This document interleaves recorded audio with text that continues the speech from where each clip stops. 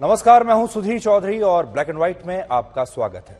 आज मंगलवार है और हिंदू धर्म को मानने वाले लोग इसे बजरंग बली का दिन भी मानते हैं और आप में से बहुत सारे लोग आज के दिन हनुमान मंदिर भी जरूर जाते होंगे। लेकिन आज बजरंग बली भारत की राजनीति में छाए हुए हैं। कर्नाटक चुनाव से पहले कांग्रेस पार्टी ने ऐलान किया है कि अगर वो सरकार में आई तो बजरंग दल को बैन कर देगी। प्रधानमंत्री मोदी ने इस फुल टॉस बॉल पर छक्का मार दिया और कहा कि कांग्रेस ने पहले भगवान श्री राम को ताले में रखा और अब वो बजरंग बली को भी ताले में रखना चाहती है। इन बयानों के बाद आज आपको कर्नाटक की राजनीति में तुष्टीकरण की तस्वीर ब्लैक एंड व्हाइट की तरह बिल्कुल साफ साफ नजर आएगी। और इसके बाद हम आपको बताएंगे कि 82 वर्ष की उम्र में 24 साल तक एनसीपी के अध्यक्ष रहने के बाद शरद पवार ने पार्टी के अध्यक्ष पद से इस्तीफा क्यों दे दिया। शरद पवार ने आज अपने पार्टी कार्यकर्ताओं को एक बहुत ही भावुक भाषण दिया और कहा कि वो सदा के लिए अपनी कुर्सी से चिपके नहीं रहना चाहते। लेकिन बड़ी बात यह है कि शरद पवार जैसे अनुभवी नेता कोई भी काम बिना सोचे समझे और रणनीति के नहीं करते। इसलिए आज का इस्तीफा भी उन्होंने एक खास रणनीति के तहत दिया होगा और इसके पीछे भी कोई बहुत बड़ा कारण और योजना जरूर होगी। इसलिए आज हम आपको बताएंगे कि क्या मजबूरी थी कि शरद पवार को यह कदम उठाना पड़ा और उनके बाद एनसीपी का नया अध्यक्ष कौन बनेगा।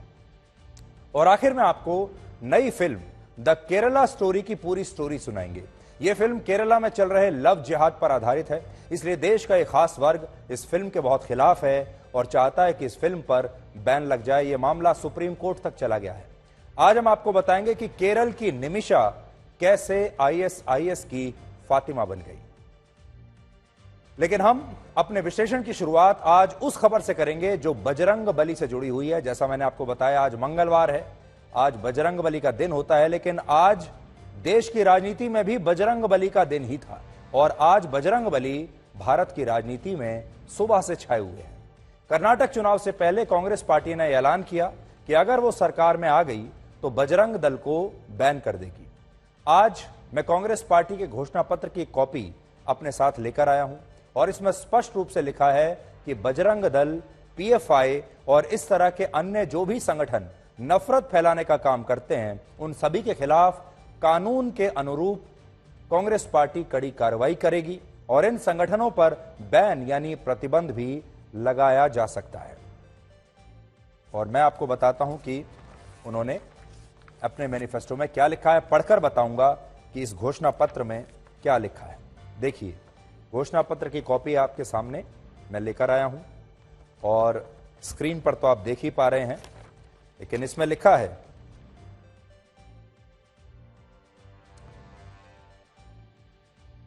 The Congress party is committed to take firm and decisive action against individuals and organizations spreading hatred amongst communities on the grounds of caste or religion।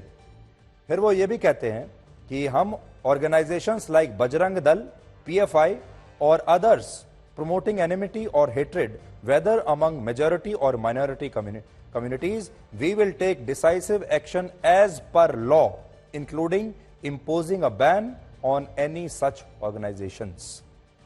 तो कानून के हिसाब से वो सख्त से सख्त कदम उठाएंगे, एक्शन लेंगे ऐसी संस्थाओं के खिलाफ जिसमें उन्हें बैन करना भी शामिल है। कांग्रेस ने बजरंग दल पर बैन लगाने का वादा करके जो फुल टॉस बॉल आज फेंकी, उस पर प्रधानमंत्री मोदी ने तुरंत ही मौका मिलते ही जबरदस्त छक्का मार दिया। और आज कर्नाटक के विजयनगर में प्रधानमंत्री मोदी की एक रैली थी और यह कर्नाटक का वही जिला है जिसे भगवान हनुमान की जन्मस्थली माना जाता है और यही वजह है कि आज जब प्रधानमंत्री मोदी यहां पर रैली के लिए आए तो उन्होंने कहा कि कांग्रेस ने पहले भगवान श्री राम को ताले में बंद किया था और अब वो बजरंग बली को भी ताले में बंद करना चाहती है। मेरे लिए हनुमान जी की पवित्र भूमि को नमन करना ये बहुत बड़ा सौभाग्य है, लेकिन दुर्भाग्य देखिए, जब मैं आज हनुमान जी की पवित्र भूमि को प्रणाम करने के लिए आया हूं, उसी समय कांग्रेस पार्टी ने अपने मैनिफेस्टो में बजरंग बली को ताने में बंद करने का निर्णय किया है। पहले प्रभु श्री राम को ताने में बंद किया और अब जय बजरंग बली बोलने वालों को ताने में बंद करने का संकल्प लिया है। यह देश का दुर्भाग्य है कि कांग्रेस पार्टी को प्रभु श्री राम से भी तकलीफ होती थी और अब जय बजरंग बली बोलने वालों से भी तकलीफ हो रही है। अब आपको यह बताते हैं कि आखिर कर्नाटक विधानसभा चुनाव में बजरंग दल पर इतना विवाद क्यों हो रहा है। तो इसका सबसे बड़ा कारण है मुस्लिम और ईसाई वोट बैंक। यह वोट बैंक की राजनीति है। बजरंग दल की स्थापना वर्ष 1984 में उत्तर प्रदेश में हुई थी, लेकिन आज यह संगठन सबसे ज्यादा दक्षिण भारत के राज्यों में ही सक्रिय है और इनमें भी कर्नाटक में बजरंग दल का सबसे ज्यादा प्रभाव माना जाता है और बजरंग दल सबसे ज्यादा खबरों में यही रहता है। इसके दो बड़े कारण हैं। पहला कारण है कर्नाटक में ईसाई मिशनरीज का बढ़ता हुआ प्रभाव। आरोपों के मुताबिक पिछले कुछ वर्षों में कर्नाटक में धर्म परिवर्तन के मामले बहुत तेजी से बढ़ रहे हैं और इनमें से ज्यादातर मामलों में ईसाई मिशनरीज की भूमिका बहुत संदिग्ध है और इसी वजह से कर्नाटक में बजरंग दल भी इस तरह के मामलों को रोकने के लिए बहुत सक्रिय हो गया है। बजरंग दल का कहना है कि वो इस धर्म परिवर्तन के षड्यंत्र के बहुत खिलाफ है और इसकी वजह से कर्नाटक में उसकी तरफ से कई अभियान चलाए जा रहे हैं। और यहां एक तथ्य यह भी है कि कुछ मामलों में बजरंग दल और ईसाई समुदाय के बीच टकराव भी देखा गया है और इसकी वजह से ईसाई धर्म के कुछ लोगों में बजरंग दल के प्रति काफी नाराजगी है और यही वजह है कि शायद कांग्रेस पार्टी ने बजरंग दल को पीएफआई की तरह एक कट्टरपंथी संगठन बताते हुए उस पर बैन लगाने की बात कही है, क्योंकि कांग्रेस पार्टी जानती है कि जैसे ही वो ये बयान देगी इससे ईसाई धर्म को मानने वाले लोग खुश हो जाएंगे। यानी असल में ये पूरा खेल आपके लिए नहीं है, ये वोटों के लिए है और इन वोटों के लिए कांग्रेस पार्टी बजरंग दल पर बैन लगाने का ऐलान करके ईसाई और मुस्लिम वोटों के लिए तुष्टीकरण कर रही है और इससे एक तीर से दो निशाने होते हैं, ईसाई वोट और मुस्लिम वोट। तुष्टीकरण क्या होता है? तुष्टीकरण का मतलब होता है एक ऐसा फैसला ले लेना जो एक खास धर्म और समुदाय को पसंद आए और उस धर्म के लोग उस फैसले के पक्ष में अपना वोट दे दें, उस धर्म के लोग उस फैसले से खुश हो जाएं और एक पार्टी की तरफ उनका झुकाव हो जाए। इसे तुष्टीकरण कहते हैं और हमारा देश जब से आजाद हुआ है तब से ही आपने हमारे देश में राजनीति में तुष्टीकरण की राजनीति बहुत देखी होगी और यह आज भी हो रही है। जैसे इस मामले में कांग्रेस पार्टी को शायद ऐसी उम्मीद है कि उसके ये ऐलान कर देने से कि वो बजरंग दल पर बैन लगा देगी, कर्नाटक में ईसाई धर्म के वोट उसे आसानी से मिल जाएंगे। कर्नाटक की कुल आबादी में लगभग 2% लोग ईसाई धर्म को मानते हैं, यानी क्रिश्चियन से, और यह वोट बैंक लगभग 12 लाख लोगों का है। तो एक बयान से ही कांग्रेस पार्टी को लगता है कि वो 12 लाख वोट हथिया लेगी। और आप ये भी कह सकते हैं कि बजरंग दल पर तीर चलाकर कांग्रेस ने असल में एक तीर से दो निशाने साधे हैं। पहला, वो इस ऐलान से ईसाई धर्म के लोगों को खुश करके उनका वोट लेना चाहती है और दूसरा, ये ऐलान उसे मुसलमानों के भी पूरे वोट दिला सकता है, क्योंकि जो मुसलमान हैं वो भी खुश हो जाएंगे बजरंग दल पर अगर बैन लगे तो। कर्नाटक में अभी 3 बड़े सांप्रदायिक मुद्दे हैं जो बहुत ज्वलंत हैं। पहला है धर्म परिवर्तन का मुद्दा, इसमें आप लव जिहाद का मुद्दा भी जोड़ सकते हैं। तो पहला है धर्म परिवर्तन, दूसरा है लव जिहाद और तीसरा है स्कूल और कॉलेजों में हिजाब पहनने की जिद। तो ये 3 बहुत बड़े सांप्रदायिक मुद्दे हैं, इनके बारे में आप अभी से नहीं महीनों और वर्षों से सुन रहे होंगे। कर्नाटक में धर्मांतरण, लव जिहाद और हिजाब, और इसी की वजह से कर्नाटक की जो राजनीति है उसमें ध्रुवीकरण आपको देखने को मिलेगा और यह ध्रुवीकरण आपको ब्लैक और व्हाइट की तरह साफ साफ दिखाई देगा। आपको याद होगा पिछले साल जब कर्नाटक में स्कूल और कॉलेजों में हिजाब पहनने की मांग को लेकर छात्राएं आंदोलन कर रही थीं, तो उस दौरान बजरंग दल ने इसका खुलकर विरोध किया था और उसी समय कुछ कट्टरपंथियों ने बजरंग दल के एक कार्यकर्ता की दिन दहाड़े हत्या भी कर दी थी। तब यह बहुत बड़ी खबर बनी थी। बजरंग दल के इस कार्यकर्ता का नाम था हर्षा। उसकी उम्र सिर्फ 28 साल थी और उसकी गलती सिर्फ इतनी थी कि वो हिजाब के खिलाफ होने वाले विरोध प्रदर्शनों का नेतृत्व कर रहा था। ये वो लड़का था जिसकी हत्या कर दी गई थी। लेकिन इसके बाद इस लड़के की हत्या हो गई और इस तरह बजरंग दल की पूरे कर्नाटक राज्य में चर्चा होने लगी। इसके अलावा बजरंग दल ने लव जिहाद को रोकने के लिए भी एक हेल्पलाइन नंबर जारी किया था और पिछले साल जब पीएफआई पर भारत सरकार ने प्रतिबंध लगाया तब कर्नाटक में पीएफआई के सक्रिय सदस्यों और उसकी राजनीतिक इकाई जिसका नाम है social democratic party of India, उसने भी बजरंग दल पर बैन लगाने की मांग की थी। यानी कांग्रेस पार्टी ने अपने घोषणा पत्र में जो बात लिखी है वो बात पीएफआई की राजनीतिक इकाई भी पहले कई बार कह चुकी है।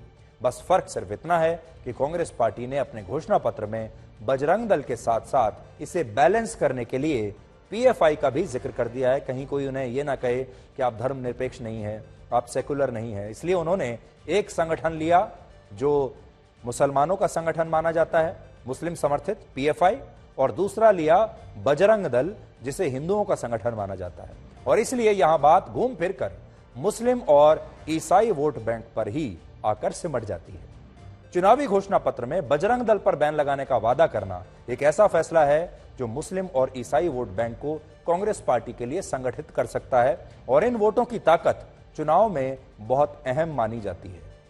अब आंकड़े देखिए, कर्नाटक में लगभग 13% मुस्लिम है और 2% ईसाई है। तो आप यह समझ लीजिए कि सीधा सीधा 15% वोट बैंक तो यही हो गया। और राज्य की 224 में से कुल 40 सीटें ऐसी हैं जहां मुस्लिम वोटर्स निर्णायक माने जाते हैं और यही वजह है कि इन वोटों के लिए बजरंग दल को आधार बनाकर तुष्टीकरण की यह राजनीति इस समय की जा रही है। तो 15% वोट तो कांग्रेस को लगता है सीधे सीधे ये आ गए और बाकी के 15 से 20% वोट वो हिंदुओं की जो अलग अलग जातियां हैं उन्हें तोड़कर वहां से उन्हें मिल जाएंगे। इससे भी ज्यादा बड़ी बात यह है कि कर्नाटक में लगभग 84% हिंदू है। अब सोचिए 84% हिंदू हैं कर्नाटक में, लेकिन कांग्रेस पार्टी को इन हिंदू वोटों से ज्यादा मुस्लिम वोटों की चिंता है और इसीलिए उसने अपने घोषणा पत्र में यह ऐलान किया कि अगर राज्य में कांग्रेस पार्टी की सरकार बनती है तो वो 4% मुस्लिम आरक्षण की व्यवस्था को फिर से बहाल कर देगी, जिसे बीजेपी की मौजूदा सरकार ने असंवैधानिक बताते हुए समाप्त कर दिया था। तो जो 4% आरक्षण है मुसलमानों के लिए कर्नाटक में, इसे बीजेपी ने रोक दिया था अभी हाल ही में और कहा कि ये जो 4% आरक्षण है इसे वो हिंदुओं के जो पिछड़े वर्ग हैं उसमें 2-2% करके बांट देगी। लेकिन कांग्रेस कहती है कि अगर हम आए तो ये 4% मुस्लिम आरक्षण हम दोबारा से ले आएंगे।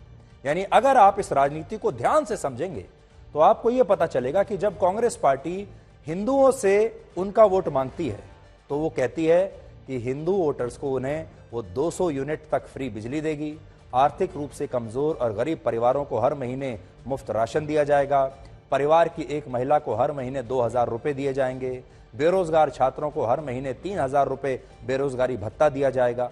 तो ये सारे जो योजनाएं हैं, कांग्रेस पार्टी को लगता है कि जो 84% हिंदू वोटर्स हैं वो तो इन योजनाओं के तहत ही कांग्रेस पार्टी को वोट दे देंगे, यानी इसी से प्रभावित हो जाएंगे। लेकिन मुस्लिम वोटर जो है वो फ्री की बिजली से, फ्री के राशन से, मुफ्त के पैसे से, बेरोजगारी भत्ते से, घर बैठकर जो आपको पैसा दे दिया जाएगा, इससे मुस्लिम वोटर प्रभावित नहीं होता, हिंदू वोटर होता है। अगर कांग्रेस की रणनीति मानी जाए तो, मैं ये नहीं कह रहा कि सच्चाई क्या है, लेकिन कांग्रेस को शायद ऐसा लगता होगा। तो जब हिंदू वोटर्स की बात आती है तो कांग्रेस ये सारी योजनाएं लेकर आती है 84% हिंदू वोटर्स के लिए। लेकिन जब कांग्रेस पार्टी को मुस्लिम वोट चाहिए होते हैं तो वो उनसे कहती है कि उनके लिए धर्म के आधार पर आरक्षण को बहाल कर दिया जाएगा, बजरंग दल पर बैन लगा दिया जाएगा और इसी तरह की जो सांप्रदायिक बातें होती है वो कही जाती है। और यही बात आज केंद्रीय गृह मंत्री अमित शाह ने भी कर्नाटक में अपने एक रोड शो के दौरान कही है। कांग्रेस पार्टी सालों से एपीसमेंट की पॉलिटिक्स करती है। इसी के तहत इन्होंने सालों तक प्रभु श्री राम को ताले में बंद कर रखा और अब उनको बजरंग बली के नाम से भी परहेज। मुझे लगता है कर्नाटक की जनता के एपीसमेंट की पॉलिटिक्स का मजबूत जवाब। तो ब्लैक और व्हाइट में अगर आप इसे समझेंगे तो एक वर्ग उन वोटर्स का है जो मुफ्त की चीजों से प्रभावित हो जाते हैं। उन्हें घर पर बैठकर आप बेरोजगारी भत्ता दे दीजिए, घर पर बैठे बैठे उनके घर में पैसा भिजवा दीजिए, उन्हें आप राशन दे दीजिए, उन्हें बिजली और पानी फ्री दे दीजिए, उनका जो बस का किराया है वो माफ कर दीजिए, उनका लोन माफ कर दीजिए। इसी से वो प्रभावित होकर अपना वोट दे देते हैं। लेकिन जब मुस्लिम वोटर्स को प्रभावित करना होता है कांग्रेस पार्टी, कांग्रेस जैसी पार्टियों को, तो फिर वो दूसरा रूट लेती हैं और वो जानती हैं कि इतने से काम नहीं चलेगा। इसीलिए वो कहती हैं कि बजरंग दल पर हम बैन लगा देंगे। इसी तरीके से कहते हैं कि मुस्लिम आरक्षण को दोबारा से ले आएंगे। तो ये अलग अलग बिजनेस मॉडल्स हैं अलग अलग वर्गों के और धर्मों के वोट लेने के लिए। कर्नाटक में बजरंग दल के 4,500 से ज्यादा अखाड़े हैं और 38,000 से ज्यादा सक्रिय सदस्य हैं। लेकिन इसके बावजूद कर्नाटक और पूरे देश में बजरंग दल पर कभी भी देश विरोधी गतिविधियों में शामिल होने का कोई आरोप नहीं लगा। जो बड़ी बात जो आपको समझने की है वो ये है कि बजरंग दल पर देश को तोड़ने का कभी आरोप नहीं लगा। ये एक राष्ट्रवादी संस्था है और ये बात सही है कि लव जिहाद, गौ संरक्षण और धर्म परिवर्तन के मामलों में बजरंग दल पर कानून के खिलाफ जाकर काम करने के कई बार आरोप लगते रहते हैं। लेकिन यह भी उतना ही सच है कि बजरंग दल की तुलना पीएफआई जैसे इस्लामिक कट्टरपंथी संगठन से बिल्कुल नहीं की जा सकती, जो भारत को वर्ष 2047 तक एक इस्लामिक देश बनाने की बात कहता है। अब खुद सोचिए, क्या बजरंग दल ने कभी पीएफआई की तरह आईएसआईएस जैसे आतंकवादी संगठनों की मदद की है या भारत को कभी तोड़ने की कोई साजिश रची है, भारत को अस्थिर करने की कभी कोई कोशिश की है? लेकिन इसके बावजूद कांग्रेस पार्टी ने अपने घोषणा पत्र में यह बात लिखी है। असल में बजरंग दल और पीएफआई में सबसे बड़ा अंतर मॉडल और मॉड्यूल का है। पीएफआई देश विरोधी मॉड्यूल के तहत काम करता था, अब तो उस पर प्रतिबंध लग गया, लेकिन अगर अभी भी कहीं कर रहा होगा तो उसका जो पूरा मॉडल है वो है देश विरोधी। जबकि बजरंग दल राष्ट्रवाद के मॉडल पर काम करता है, राष्ट्र को एक करने के मॉडल पर काम करता है। हालांकि यह बात ठीक है, बहुत सारे मामलों में बजरंग दल की कार्यशैली को संवैधानिक रूप से सही नहीं माना जा सकता और हम भी कई बार जो बजरंग दल के लोग करते हैं उसका समर्थन नहीं करते। लेकिन यह भी सच है कि बजरंग दल और पीएफआई को एक जैसा बताना मुस्लिम तुष्टीकरण की राजनीति का ही एक बहुत बड़ा हिस्सा है। बजरंग दल क्या है, कभी आपने जानने की कोशिश की है? बजरंग दल को अक्सर आप हेडलाइंस में तभी देखते हैं जब वैलेंटाइंस डे पर बजरंग दल के कुछ कार्यकर्ता किसी पार्क में या किसी सार्वजनिक जगह पर घुस जाते हैं और कहते हैं कि वैलेंटाइंस डे नहीं मनाने देंगे, या कभी गौ रक्षा के नाम पर इस तरह की घटनाएं आपको देखने को मिलती है। बजरंग दल विश्व हिंदू परिषद की एक युवा इकाई है और इस सब के अलावा भी बजरंग दल बहुत बड़ा काम करता है। बजरंग दल की स्थापना वर्ष 1984 में हुई थी और इस दल को बनाने का मुख्य मकसद था राम जन्मभूमि के लिए आंदोलन करने वाले लोगों की रक्षा करना, उन्हें सुरक्षा मुहैया कराना। असल में उस जमाने में जब उत्तर प्रदेश में राम जन्मभूमि के लिए शोभा यात्राएं निकाली जाती थी तो उस समय की सरकारें ये कहते हुए कि इन शोभा यात्राओं को सुरक्षा देने से इनकार कर देती थी कि इन शोभा यात्राओं से शांति भंग हो सकती है और इनसे तनाव पैदा हो सकता है। तो जब भी भगवान श्री राम को लेकर, राम जन्मभूमि को लेकर शोभा यात्रा निकलती थी, राज्य सरकारें उन्हें सुरक्षा नहीं देती थी। और इसी को देखते हुए विश्व हिंदू परिषद ने अपनी एक संस्था बजरंग दल का गठन किया और उस समय यह तय हुआ कि जैसे हर विपदा में हनुमान जी भगवान श्री राम के प्रति समर्पित रहते थे, वैसे ही बजरंग बली से प्रेरणा लेकर बजरंग दल बनेगा जो राम जन्मभूमि के लिए किए जा रहे संघर्ष में अपना पूरा योगदान देगा और इस संघर्ष में जो लोग शामिल हैं उनकी सुरक्षा करेगा और इस आंदोलन की रक्षा करेगा। हालांकि यहां बड़ी बात यह है कि आज बजरंग दल पर और भगवान बजरंग बली पर यह राजनीति उसी कर्नाटक में हो रही है जिसे बजरंग बली की जन्मस्थली माना जाता है। उत्तरी कर्नाटक में हम्पी नाम का एक शहर और कस्बा है जहां अंजनाद्री नाम का एक पर्वत है और ऐसी मान्यता है कि भगवान हनुमान का जन्म इसी पर्वत पर हुआ था। ये पर्वत जिस हम्पी नाम की जगह पर है वो पहले किष्किंधा राज्य का हिस्सा था और किष्किंधा राज्य का उल्लेख रामायण में भी मिलता है। रामायण में यह बताया गया है कि बाली के बाद सुग्रीव किष्किंधा राज्य के राजा बने थे और भगवान हनुमान उनके सहायक थे और वनवास के दौरान यहीं पर भगवान श्री राम की भेंट राजा सुग्रीव से हुई थी और इसी के बाद भगवान हनुमान ने खुद को भगवान श्री राम को समर्पित कर दिया था। लेकिन दुख की बात यह है कि आज उसी कर्नाटक में बजरंग दल और बजरंग बली पर मुस्लिम तुष्टीकरण की राजनीति हो रही है। बजरंग बली का भी इस्तेमाल कर लिया गया है। आज हम आपको उत्तर प्रदेश के मुख्यमंत्री योगी आदित्यनाथ के भी एक भाषण का छोटा सा एक अंश सुनाना चाहते हैं, जिसमें उन्होंने कर्नाटक की एक चुनावी रैली का आरंभ बजरंग बली से ही किया था।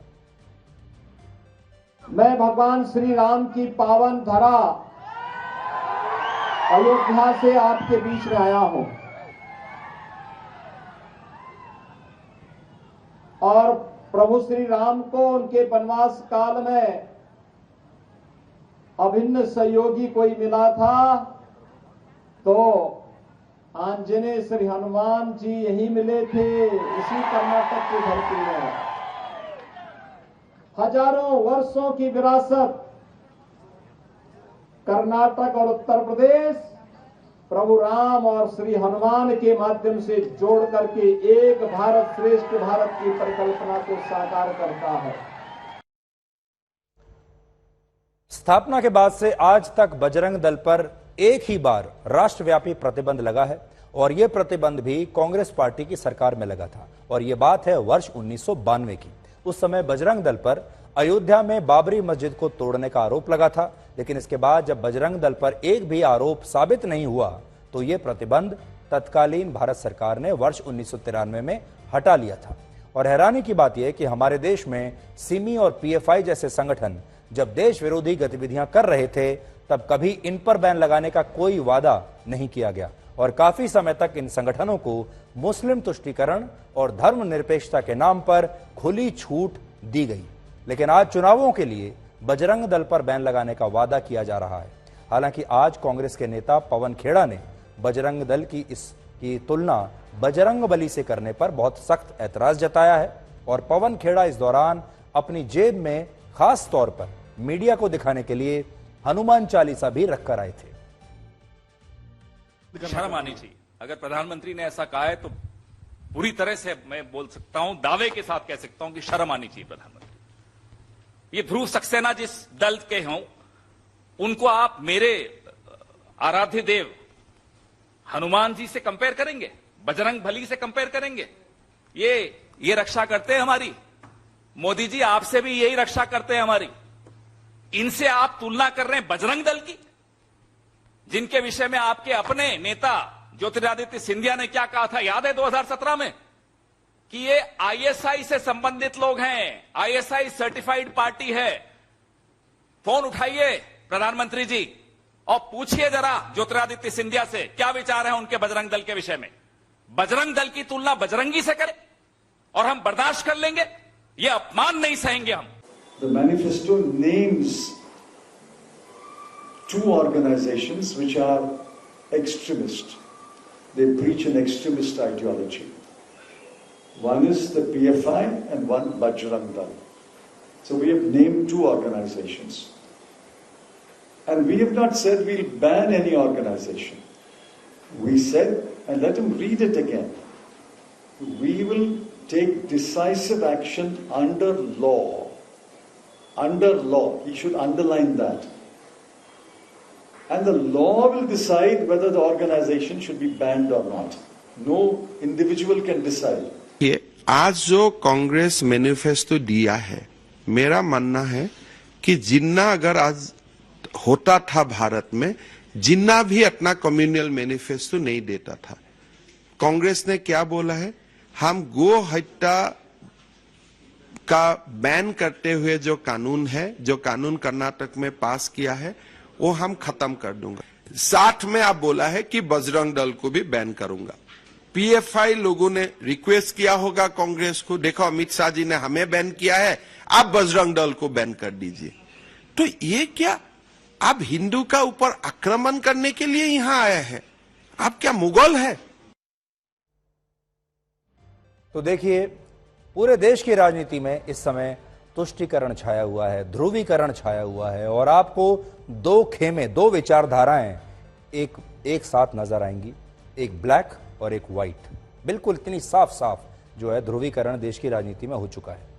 अब हम आपको एक नई फिल्म द केरला स्टोरी की पूरी स्टोरी सुनाएंगे। यह फिल्म केरला में चल रहे लव जिहाद पर आधारित है, इसलिए देश का एक खास वर्ग इस फिल्म के खिलाफ है और वो चाहता है कि इस फिल्म पर बैन लग जाए।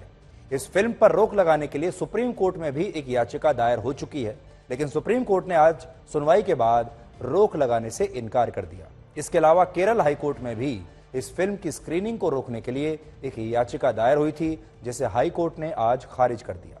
हालांकि सेंसर बोर्ड ने इस फिल्म में कुल मिलाकर 10 सीन को काट दिया है, 10 कट लगाए हैं और कुछ डायलॉग्स भी इस फिल्म से हटा दिए गए हैं जो आपत्तिजनक पाए गए थे। और यह फिल्म अब ए सर्टिफिकेट के साथ रिलीज होगी, यानी 18 साल के कम उम्र के बच्चे इस फिल्म को अभी नहीं देख पाएंगे। भारत की सुरक्षा एजेंसियों के मुताबिक केरल देश का वो राज्य है जहां से सबसे ज्यादा 100 से 120 लोग अपना धर्म परिवर्तन करने के बाद आतंकवादी संगठन ISIS में शामिल हुए या फिर इन लोगों ने इस आतंकवादी संगठन में शामिल होने के लिए प्रयास किया। तो ISIS पहले हम बड़े गर्व से कहते थे कि ISIS में दुनिया भर के मुसलमान शामिल हो रहे हैं, लेकिन भारत से कोई नहीं जा रहा। लेकिन भारत में एक ही राज्य है जहां से लोग इसमें शामिल हो रहे हैं, वो है केरल। और उसमें से बहुत सारी जो लड़कियां हैं उनका धर्म परिवर्तन करके उन्हें ISIS में शामिल किया जा रहा है। और इनमें से बहुत सारी जो केरल की लड़कियां हैं वो आज भी सीरिया और अफगानिस्तान में कैद हैं। हम आज आपको इनमें से 3 लड़कियों की कहानियों के बारे में बताएंगे। इनमें पहली लड़की का नाम है निमिषा संपत। निमिषा केरल के कासरगोड के एक कॉलेज में पढ़ने वाली हिंदू लड़की थी और उसके माता पिता ने कभी ये कल्पना भी नहीं की थी कि वो एक दिन ISIS में शामिल हो जाएगी। शायद निमिषा ने भी कभी इस बात की कल्पना नहीं की थी कि वो ISIS की फिदायीन बनेगी, लेकिन ऐसा हुआ और इसकी शुरुआत प्यार मोहब्बत से हुई। निमिषा जब कासरगोड के एक कॉलेज से डेंटिस्ट बनने की पढ़ाई कर रही थी, डॉक्टर बनने की पढ़ाई कर रही थी, तब उसकी मुलाकात एक व्यक्ति से हुई जो पहले ईसाई धर्म को मानता था। बाद में यह व्यक्ति इस्लाम धर्म से इतना प्रभावित हुआ कि उसने अपना धर्म परिवर्तन कर लिया और ये एक ईसाई से एक मुसलमान बन गया। और ऐसा उसने इसलिए किया क्योंकि वो लगातार रिजवान खान नाम के खतरनाक आतंकवादी से संपर्क में था, जो दूसरे धर्म के लोगों का ब्रेन वॉश करके उन्हें इस्लाम धर्म अपनाने के लिए कहता था और कट्टरपंथी जाकिर नाइक की संस्था के लिए यह काम किया करता था। यानी जाकिर नाइक ने अपने सहयोगी रिजवान खान की मदद से इस लड़के को ईसाई धर्म से इस्लाम में परिवर्तित किया। फिर इस लड़के की मुलाकात निमिषा से हुई और काफी समय बीतने के बाद निमिषा इस लड़के से निकाह करने के लिए तैयार हो गई और एक दिन ये दोनों केरल से अचानक गायब हो गए। जब निमिषा की तलाश शुरू हुई तो पता चला कि निमिषा अब फातिमा बन चुकी है और केरल छोड़कर जा चुकी है। इस मामले की जब NIA ने जांच की तो उसे 21 लोगों के एक ऐसे ग्रुप के बारे में पता चला जिसने एक ही समय पर भारत छोड़ा और ये सभी लोग ISIS में शामिल हो गए थे। यानी पहले एक ईसाई धर्म के लड़के को मुसलमान बनाया गया, फिर उस लड़के से निकाह करके निमिषा को फातिमा बनाया गया और बाद में ये दोनों लोग एक ग्रुप के साथ ISIS में शामिल हो गए। तब इस ग्रुप में मेरीन जेकब नाम की एक लड़की भी शामिल थी जो ईसाई धर्म को मानती थी, लेकिन जिस लड़के ने निमिषा से शादी करके उसे फातिमा बनाया, उसी के सगे भाई ने ईसाई धर्म छोड़कर पहले इस्लाम धर्म को अपनाया और फिर उसने मेरिन जेकब से शादी कर ली और उसे मेरिन से मरियम बना दिया और इस तरह मेरिन से मरियम बनी ये लड़की भी केरल से गायब होकर ISIS में शामिल हो गई। और इसी ग्रुप में एक और लड़की थी जिसका नाम था सोनिया सेबेस्टियन। सोनिया भी कासरगोड से गायब हुई और जब NIA ने उसकी जांच की तो पता चला कि सोनिया अब्दुल रशीद अब्दुल्ला नाम के एक आदमी से प्यार करती थी और बाद में अब्दुल ने केरल की सोनिया से निकाह करके उसे आयशा बना दिया। हैरानी की बात यह है कि अब्दुल रशीद अब्दुल्ला पेशे से इंजीनियर था, यानी पढ़ा लिखा था और उसने पहले ही बिहार की एक लड़की से निकाह किया हुआ था और इस लड़की का नाम था यास्मीन मोहम्मद जाहिद। अब्दुल रशीद ने जब सोनिया को आयशा बनाकर उसे ISIS में शामिल कराया तो इसके बाद वो अपनी पहली पत्नी को भी अफगानिस्तान बुलाना चाहता था, लेकिन तब NIA ने उसकी पत्नी को एयरपोर्ट से गिरफ्तार कर लिया। ये कहानी सिर्फ एक ग्रुप की लड़कियों की है जिन्होंने प्यार मोहब्बत की वजह से पहले अपना धर्म बदला और बाद में ये सारी लड़कियां ISIS में शामिल हो गई। और इससे भी ज्यादा दुख की बात यह है कि इन लड़कियों का इस तरह से ब्रेन वॉश किया गया कि ये अफगानिस्तान और सीरिया से वापस आने के लिए भी तैयार नहीं थी। तो ये जो हम आपको ये कहानियां बता रहे हैं ये काल्पनिक नहीं है, ये पात्र काल्पनिक नहीं है, ये नाम काल्पनिक नहीं है, ये वाकई में ऐसी लड़कियां हैं, इनके नाम हैं, इनके परिवार हैं और इन सब के साथ ये सब हुआ है। इसलिए हमारे देश के जो लोग इस विषय पर बनी फिल्म का विरोध कर रहे हैं और इसे एक प्रोपेगेंडा बता रहे हैं, उन्हें केरल से गायब हुई इन हिंदू लड़कियों की कहानी देखनी चाहिए। और उन्हें यह भी पता होना चाहिए कि जब हमारे देश में वीर ज़ारा जैसी फिल्म आती है, मिशन कश्मीर जैसी फिल्म आती है या हैदर जैसी फिल्म आती है, तो इन फिल्मों को क्रिएटिव फ्रीडम के नाम पर दिखाया जाता है, पसंद किया जाता है और ये फिल्में हिट हो जाती हैं, इन्हें पुरस्कार मिलते हैं। और वास्तविकता से दूर होते हुए भी इन फिल्मों पर कोई बहस नहीं होती, कोई विरोध नहीं होता। लेकिन जब द केरला स्टोरी जैसी फिल्मों के जरिए लोगों को सच बताया जाता है तो इन फिल्मों को बड़ी आसानी से प्रोपेगेंडा कह दिया जाता है। आज मैंने इस फिल्म के निर्माता विपुल शाह, इसके निर्देशक सुदीप्तो सेन और इसमें जो लीड एक्ट्रेस हैं अदा शर्मा, उनका एक ब्लैक एंड व्हाइट इंटरव्यू किया है जिसमें उन्होंने ये बताया कि कैसे इस फिल्म को अलग थलग कर दिया गया है, कैसे इस फिल्म को बनाने के बाद उन्हें सुरक्षा लेनी पड़ रही है, कैसे उन्हें फिल्म बनाते समय धमकियां मिल रही थी, कैसे अब भी उन्हें लगातार धमकियां मिल रही हैं। और देखिए इस देश के लोकतंत्र की एक क्या कहानी है। ये दुनिया का सबसे बड़ा लोकतंत्र है, लेकिन एक टीम को अपनी फिल्म बनाने के बाद रिलीज करने से पहले सुरक्षा में चलना पड़ता है। यह अपने आप में एक बहुत बड़ी टिप्पणी है। द केरला स्टोरी जो कि एक नई फिल्म आ रही है, इसके बारे में अब तक आप सुन चुके होंगे। रिलीज होने से पहले ही विवादों में भी आ गई है। तो इस फिल्म की पूरी कास्ट और इस फिल्म को आप तक पहुंचाने वाली जो टीम है वो इस समय मेरे साथ है। मैं पहले आपका परिचय करा दूं। मेरे साथ हैं विपुल शाह जिन्होंने इस फिल्म को बनाया है। विपुल जी आपका स्वागत है। अदा शर्मा जिन्होंने इस फिल्म में उस लड़की की भूमिका निभाई है जो कन्वर्जन का शिकार हुई है। और मेरे साथ हैं सुदीप्तो सेन जिन्होंने इस फिल्म को डायरेक्ट किया है, निर्देशक हैं इस फिल्म के।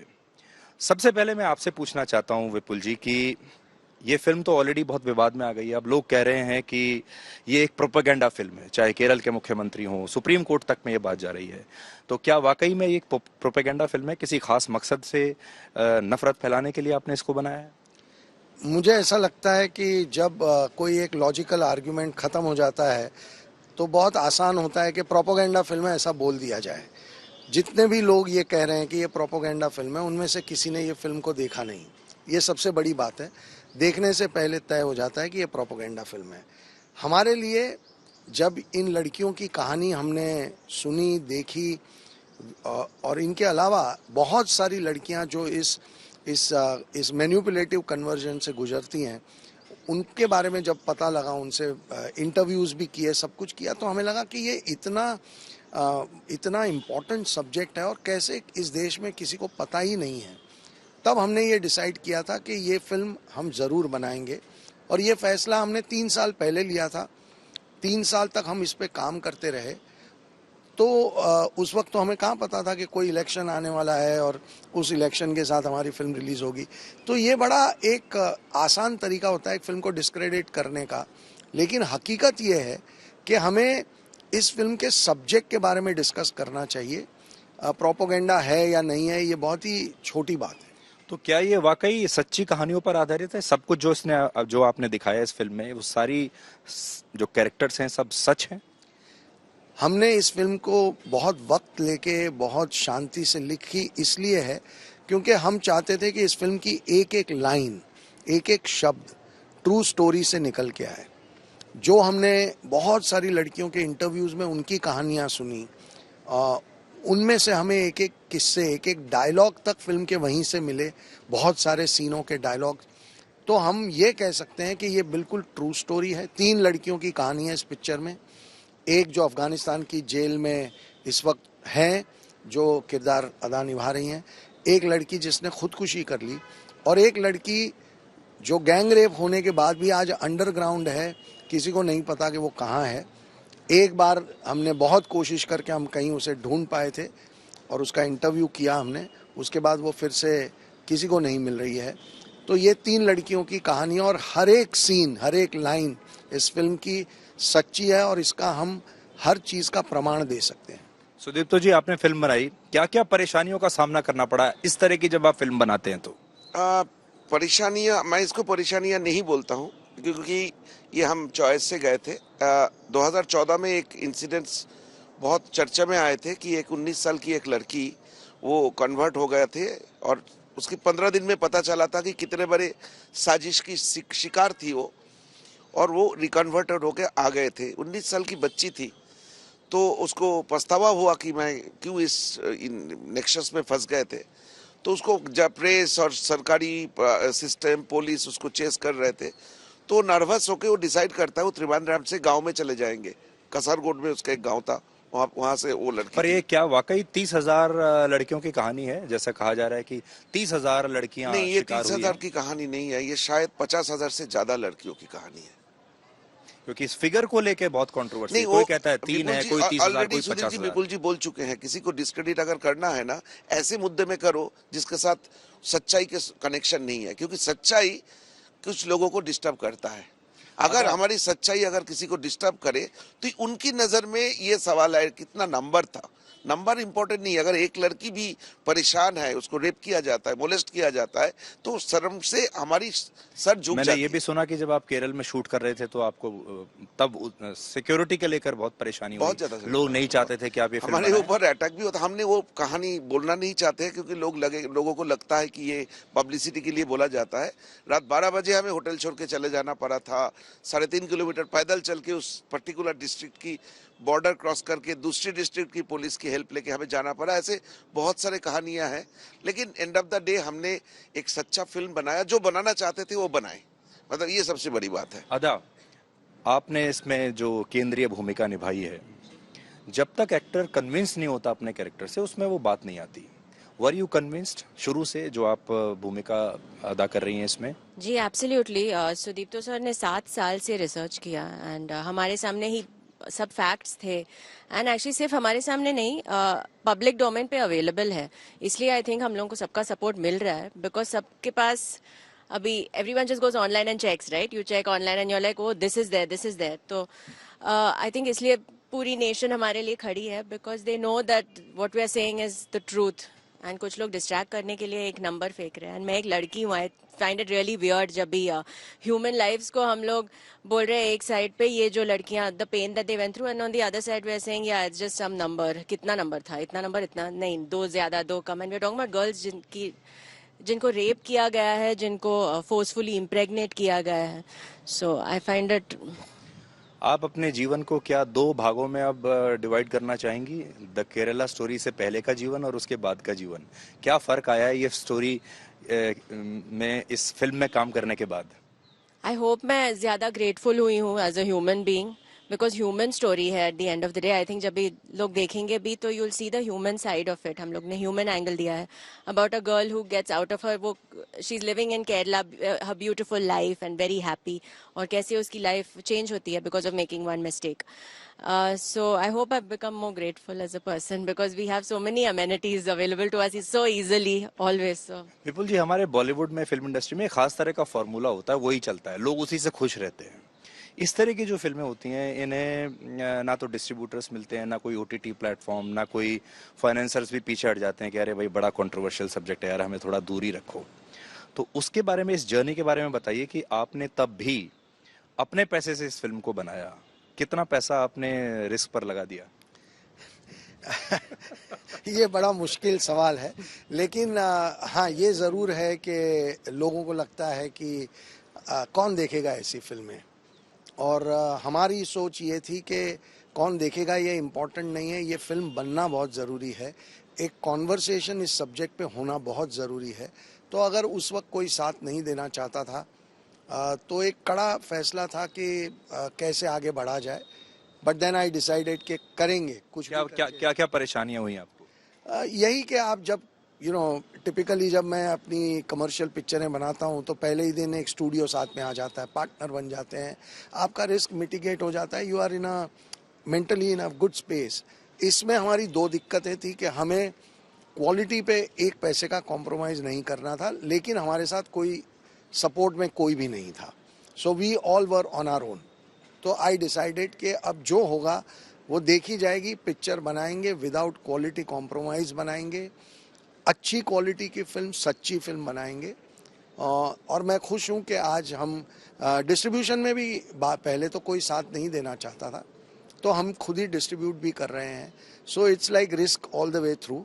बट अब जो लोगों का साथ और सहकार मिल रहा है उससे लग रहा है कि हम सही थे. लोगों के अंदर वो, ऑडियंस के अंदर वो संवेदना बहुत है और इसीलिए वो लोग इस फिल्म से कनेक्ट कर रहे हैं. उनको इसमें इंटरेस्ट है. That's the most important thing. दादा, आप बता रहे थे कि शुरू में पूरी यूनिट को इकट्ठा करना भी मुश्किल हो रहा था. बिल्कुल. लोग काम नहीं करना चाहते थे. क्या हुआ था उस समय? हमने पहले कोशिश कर रहे थे कि कोई साउथ इंडिया से कोई एक्ट्रेस काम करे, बट तभी हम जस्टिस कर सकते थे.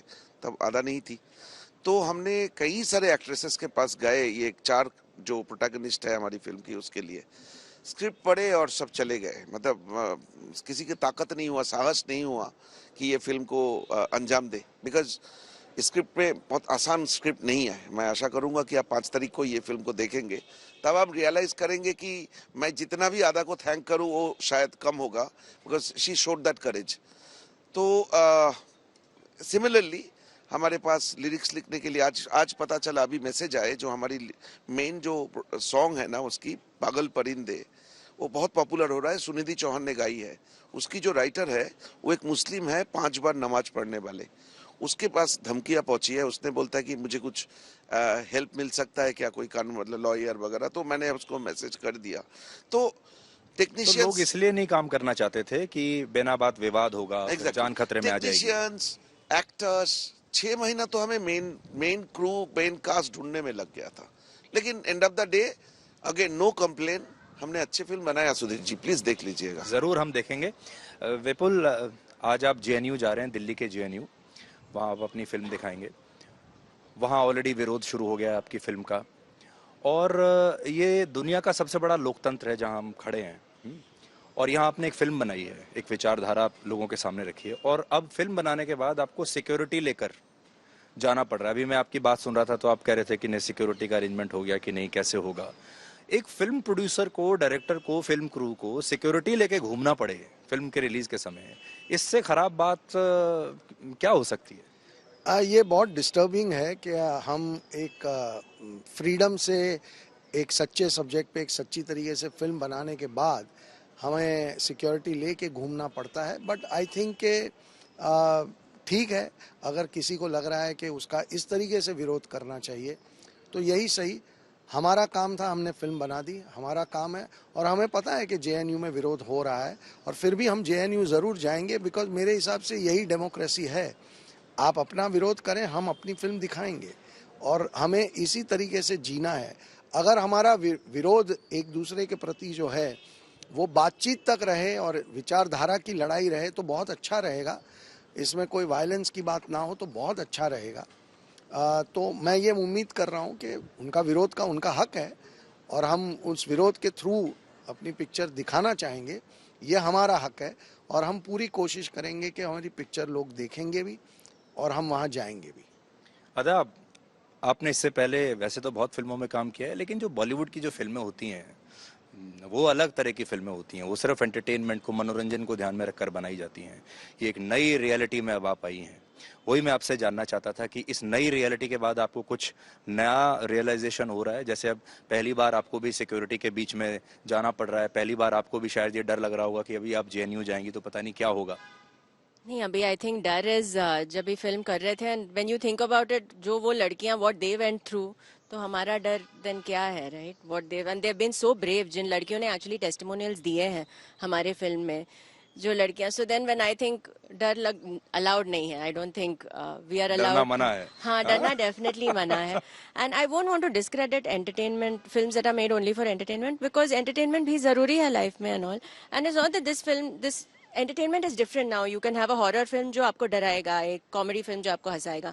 This is a real subject and I hope it will create awareness. नहीं, मैं इसलिए आपसे पूछ रहा हूँ क्योंकि हमारे देश में हम काल्पनिक जो मनोरंजक दुनिया की फिल्में हैं, स्विट्जरलैंड में गाना शूट हो रहा है, प्यार मोहब्बत हो रही है पेड़ों के आसपास. देखिए अब आपके चारों पीछे जो पेड़ हैं, इसी में अगर हीरो हीरोइन यही गाना वाना गा लेते तो वो सब चीजें हम लोग उसके साथ ज्यादा कंफर्टेबल हैं। हम ये सच्चाई देखना नहीं चाहते, ये कड़वी सच्चाई है। हाँ, I think if this film does well then it will set a new path. ऐसी फिल्में और बनेगी, ऐसी और रियल लाइफ स्टोरीज पे। एंड और ये हमारी धारणा है कि ऑडियंस ये नहीं देखना चाहती। मैं ऐसा मानता हूं कि ऑडियंस ये देखने के लिए बिल्कुल तैयार है। हम ऑडियंस को समझ नहीं पा रहे हैं और हमें लग रहा है कि वो तैयार नहीं है।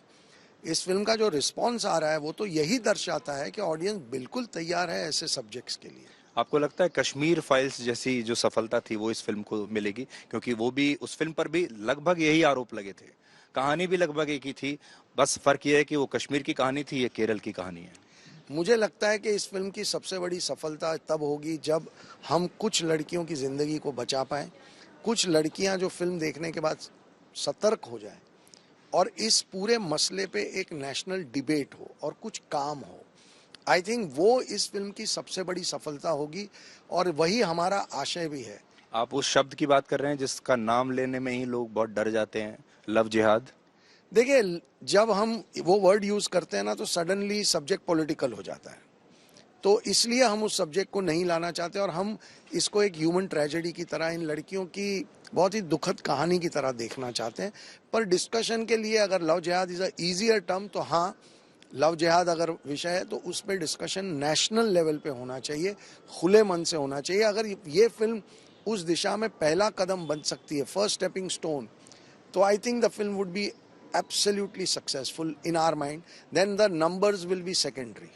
दादा, लव जिहाद जो है वो एक पॉलिटिकल टर्म बन गया है।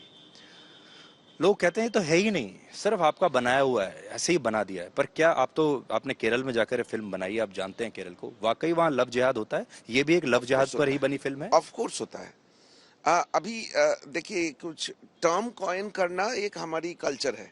लव जिहाद हुआ, इंटेलेक्चुअल जिहाद हुआ, स्पोर्ट्स जिहाद हुआ, तो ये ना वर्ड यूज करने से, इसको जो बाज़वर्ड बोलते हैं ना, बाज़वर्ड यूज करने से अगर सब्जेक्ट लाइमलाइट में आता है और लोग उसको चर्चा करें, क्यों नहीं।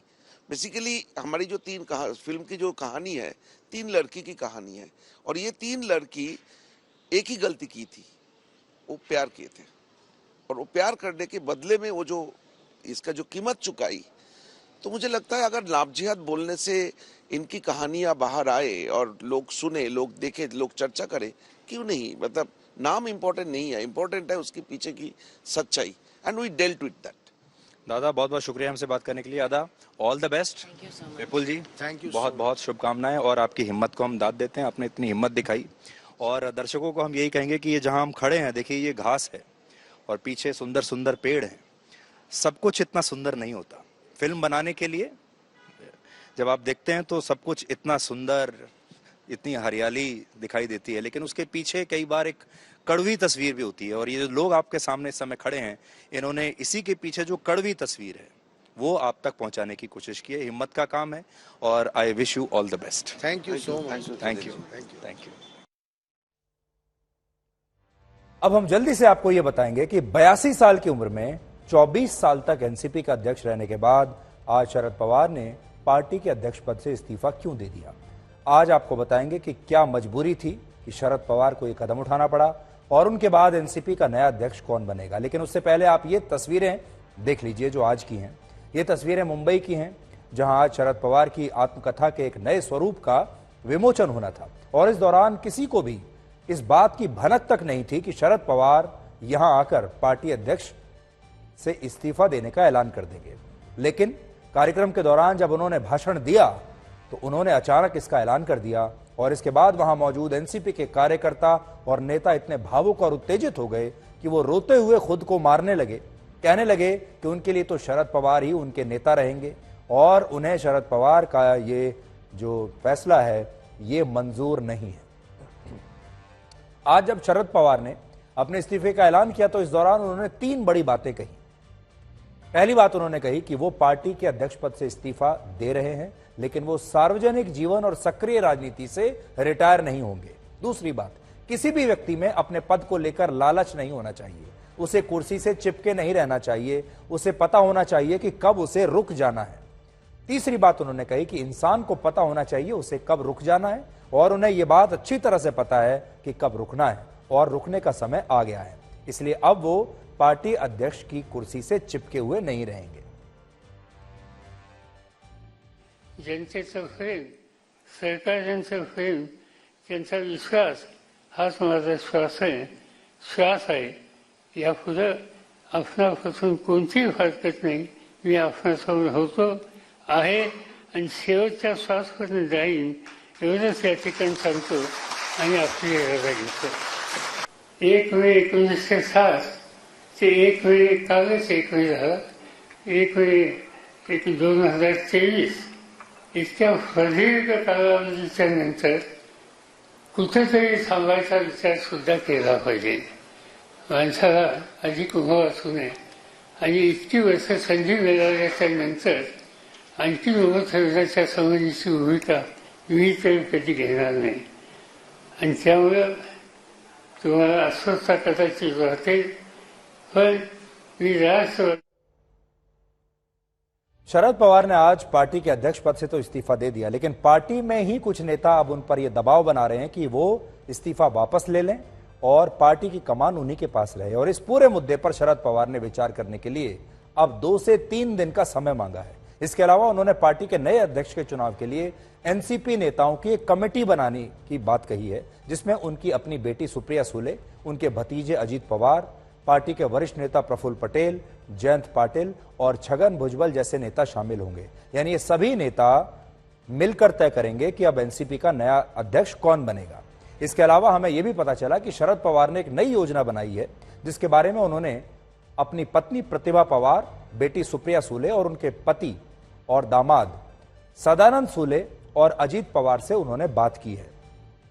यानी उन्होंने पहले ही अपने परिवार से डिस्कशन कर लिया था और इसके तहत अगर शरद पवार अपना इस्तीफा वापस नहीं लेते तो फिर उनकी बेटी सुप्रिया सुले को एनसीपी का अध्यक्ष बनाया जाएगा और महाराष्ट्र में पार्टी की जो जिम्मेदारी है वो अजीत पवार यानी जो उनके भतीजे हैं उन्हें सौंपी जाएगी। अजीत पवार शरद पवार के बड़े भाई अनंतराव पवार के बेटे हैं और उन्होंने महाविकास अघाड़ी की सरकार से पहले बीजेपी के साथ गठबंधन करके महाराष्ट्र सरकार बनाने की कोशिश की थी। आपको याद होगा जब वो कुछ समय के लिए एनसीपी छोड़कर बीजेपी में चले गए थे। यानी अगर आप देखेंगे तो शरद पवार की पार्टी एक परिवार वाली पार्टी है, एक पारिवारिक पार्टी है जिसमें अध्यक्ष के परिवार के लोग ही ये सारी पार्टी चलाते हैं। दूसरी बात यह है कि हो सकता है शरद पवार ने इस्तीफा इसलिए दिया हो क्योंकि उनकी पार्टी का झुकाव बीजेपी की तरफ बढ़ रहा है। पार्टी का एक बहुत बड़ा खेमा बीजेपी की तरफ जाना चाहता है और शरद पवार शायद ये चाहते हैं कि पार्टी अगर बीजेपी के साथ जाती भी अगले चुनाव में तो यह फैसला उनके अध्यक्ष रहते हुए नहीं होना चाहिए। इससे उनकी अपनी छवि खराब होगी। जीवन भर उन्होंने धर्मनिरपेक्षता की बात की है, जीवन भर बीजेपी का विरोध किया है। ऐसे समय में वो खुद बीजेपी के साथ नहीं जाएंगे। शरद पवार ने इस बात के संकेत तभी दे दिए थे जब उन्होंने गौतम अडानी के मामले में विपक्ष द्वारा की जा रही जेपीसी की मांग से खुद को अलग कर लिया था। आपको याद होगा उन्होंने एक इंटरव्यू दिया था जिसमें उन्होंने कहा था कि गौतम अडानी के मामले पर जेपीसी की कोई आवश्यकता नहीं है। पहला संदेश उन्होंने उसी दिन दे दिया था। फिर उन्होंने 20 अप्रैल को गौतम अडानी से 2 घंटे की मुलाकात भी की। तो हो सकता है कि शरद पवार का इस्तीफा नए राजनीतिक समीकरण का एक इशारा हो। जहां तक रही बात नए नेतृत्व की, ये परिवार की पार्टियां होती हैं, ये एक प्राइवेट लिमिटेड व्यवसाय की तरह चलती हैं। अगर शरद पवार जाएंगे तो उनकी बेटी अध्यक्ष बन जाएंगी, उनके भतीजे इस पार्टी को चलाएंगे और जितने ज्यादातर हमारे देश में जो क्षेत्रीय दल हैं वो ऐसे ही एक परिवार के आसपास सिमट जाते हैं। इसलिए शरद पवार ने आज इस्तीफा देकर सबको वाकई में चौंका दिया है। लेकिन ऐसा नहीं हो सकता कि ये उन्होंने अचानक काम किया हो, सोच समझकर काम किया होगा। इसके पीछे एक कारण यह हो सकता है कि बीजेपी में जाने के लिए लगातार दबाव बढ़ रहा होगा पार्टी का। दूसरा, वो ये देखना चाहते होंगे कि अगर वो इस्तीफा दे दें तो उसके बाद पार्टी में उन्हें कितना समर्थन मिलता है। तो आज के लिए ब्लैक एंड व्हाइट में इतना ही। अब आपसे हमारी अगली मुलाकात होगी कल रात 9 बजे। तब तक आप खुश रहिए, सुरक्षित रहिए, स्वस्थ रहिए। और क्रोध और आंधी दोनों ही एक जैसे होते हैं। शांत होने के बाद ही पता चलता है कि कितना नुकसान हुआ। नमस्कार।